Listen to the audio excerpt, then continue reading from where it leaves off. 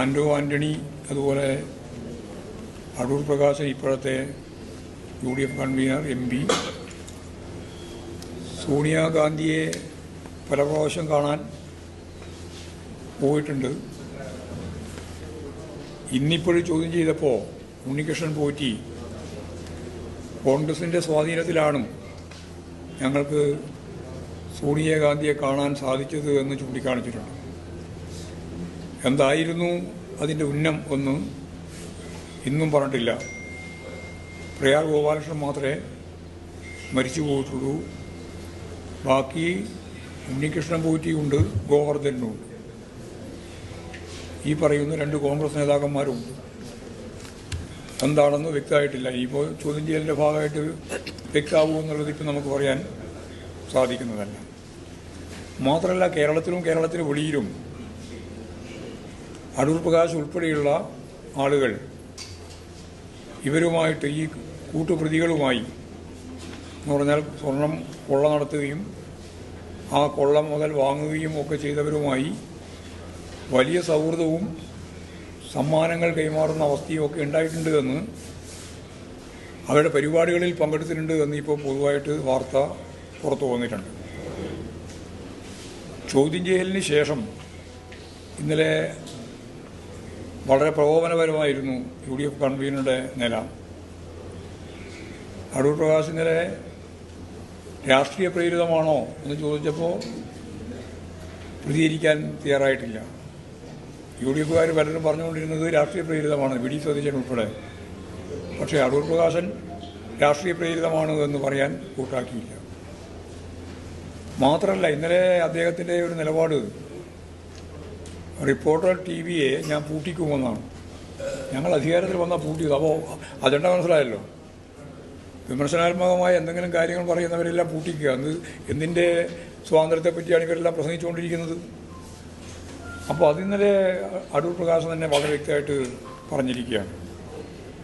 വേറൊരു പ്രധാനപ്പെട്ട വെളിപ്പെടുത്തൽ ഇപ്രാവശ്യം വന്നിട്ടുള്ളത്, ഇതിൻ്റെ തന്നെ പ്രതികൾ, ഇവരൊക്കെ ആയിട്ടുള്ള പ്രതികളാണ് ഇതെല്ലാം. ഈ സ്വർണ്ണ കൊള്ളയുമായിട്ട് ബന്ധപ്പെട്ട കേസിൻ്റെ അന്വേഷണ പരിധിയിലുള്ളവരാണ് പലരും. അതിലുള്ള ഒരു അന്വേഷണത്തിൻ്റെ ഭാഗമായിട്ട് ചോദ്യം ചെയ്യപ്പെട്ട ഒരാൾ രാജു വെളിപ്പെടുത്തിയ പ്രധാനപ്പെട്ട ഒരു കാര്യം, പാർലമെൻറ്റ് തിരഞ്ഞെടുപ്പിൻ്റെ ഭാഗമായിട്ട് 2 കോടി ഉറുപ്പിക എന്നോട് കടം വാങ്ങിയിട്ടുണ്ട് എന്നാണ്. സ്വാഭാവികമായിട്ടും ആൻഡോ ആൻ്റണി ഒരു MP ആണ്. ഇന്ത്യൻ ഭരണഘടനാപരമായിട്ടുള്ള പണ ഇടപാട് സംബന്ധിച്ച് ഇപ്പോൾ 2 കോടി എങ്ങനെയാണ് വാങ്ങുക? അക്കൗണ്ടിലാണോ അത് ട്രാൻസ്ഫർ ചെയ്തിട്ടുള്ളത്? ഒരാളോട് വാങ്ങാൻ പറ്റുന്ന പണം എത്രയാണെന്ന് കണക്കുണ്ട്. അപ്പോൾ 2 കോടി ഉറുപ്പിക എങ്ങനെ വാങ്ങി എന്നത് വ്യക്തമാക്കേണ്ടത് ഇനി ആൻഡോ ആൻ്റണിയാണ്.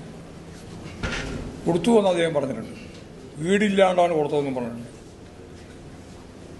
അത് എങ്ങനെ വാങ്ങിയെന്ന് മനസ്സിലാക്കിയാലാണ് കള്ളപ്പണമാണോ വാങ്ങിയത് എന്ന് മനസ്സിലാക്കാൻ സാധിക്കും. അപ്പോൾ ആൻഡോ ആൻ്റണി പറഞ്ഞു, ഞാൻ പണം വാങ്ങിയിട്ടുണ്ട്,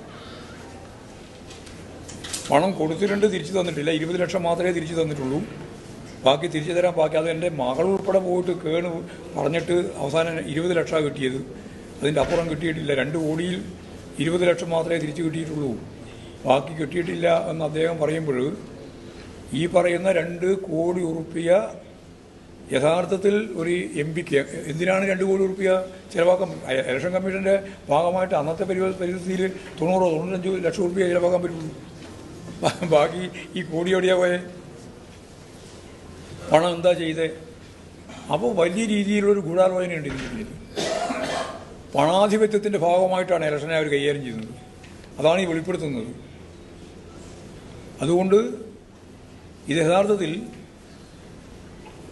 ഈ പണം എങ്ങനെയാണ് ഉപയോഗിച്ചത് എന്നും എങ്ങനെയാണ് സ്വീകരിച്ചതെന്നും എങ്ങനെയാണ് മടക്കി കൊടുത്തതെന്നും രേഖാപരമായിട്ട് പറയാനുള്ള ഉത്തരവാദിത്വമുള്ളത് ആൻഡോ ആൻ്റണി എന്ന് പറയുന്ന MPക്കാണ്.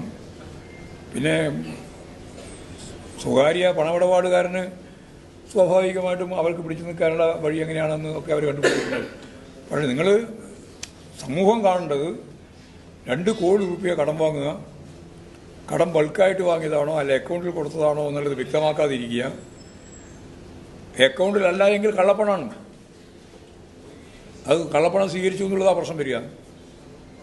മടക്കി കൊടുത്തത് അക്കൗണ്ട് സംവിധാനത്തിൻ്റെ ഭാഗം അല്ലെങ്കിൽ അതും ഈ പറഞ്ഞ പോലെ തന്നെയാണ്, ബൾക്കായിട്ട് പണം കൊടുക്കുക.